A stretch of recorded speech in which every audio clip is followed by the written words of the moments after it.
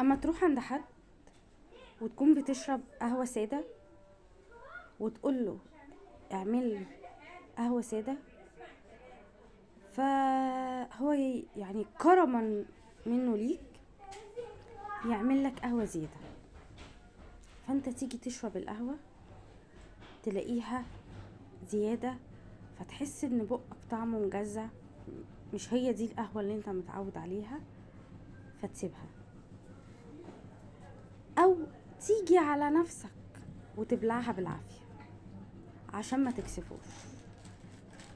هو ده بالظبط اللي بيحصل في حياتك. اما بتدي قوي اهتمام، كرم، كل حاجة بطريقة مبالغة، تبدأ تسيب كل حاجة في حياتك وتدي تدي تدي تدي من غير ما تاخد. فايه اللي يحصل منه قدامنا؟ يا اما نفسه تجزع مننا زي ما انت نفسك جزعت من القهوة وما يبقاش عايز يكمل معاك الطريق، لانه حاسس ان هو ضايق من كتر مبالغتك في الاهتمام ومن كتر مبالغتك في اللي انت بتعمله، وان ده هو مش عايز كل الكلام ده كله، هو عايز اقل من كده بكتير. او يغصب على نفسه ويكمل معاك العلاقة او يكمل معاك الصحوبية وهو مغصوب عليك، بيتعامل معاك بدون نفس. الاهتمام الزيادة والعطاء الزيادة والحب الزيادة، كل حاجة بتزيد عن حدها، ده ما بيكونش في صالحك ولا بيتحسب على ان انت كده بتكرم اللي قدامك.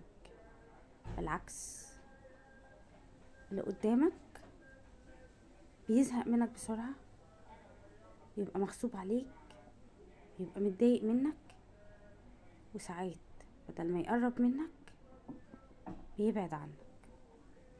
فما تديش قوي عشان انت الوحيد اللي هتخسر قوي، وانت اللي هتتعب قوي، وانت اللي هتتجرح قوي، وانت اللي هتقول انا اديت وعملت وسويت وعملت كل حاجة فوق طاقتي، اتحملت على نفسي، وفي الاخر اتردلي كل المعروف اللي انا عملته بمنتهى قلة ذوق ومنتهى نكران للجميل وكل حاجة وحشة.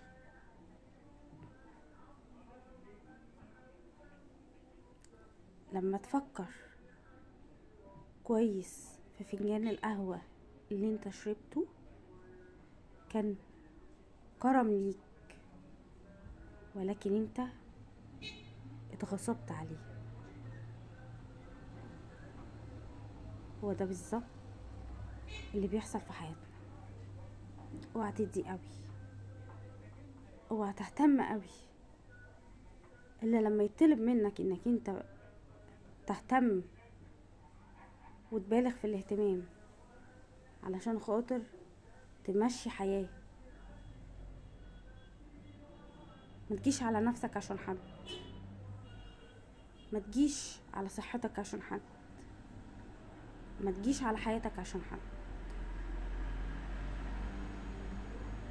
هو ده الحياة بالظبط. ولما ندي فيها قوي نخسر كتير قوي.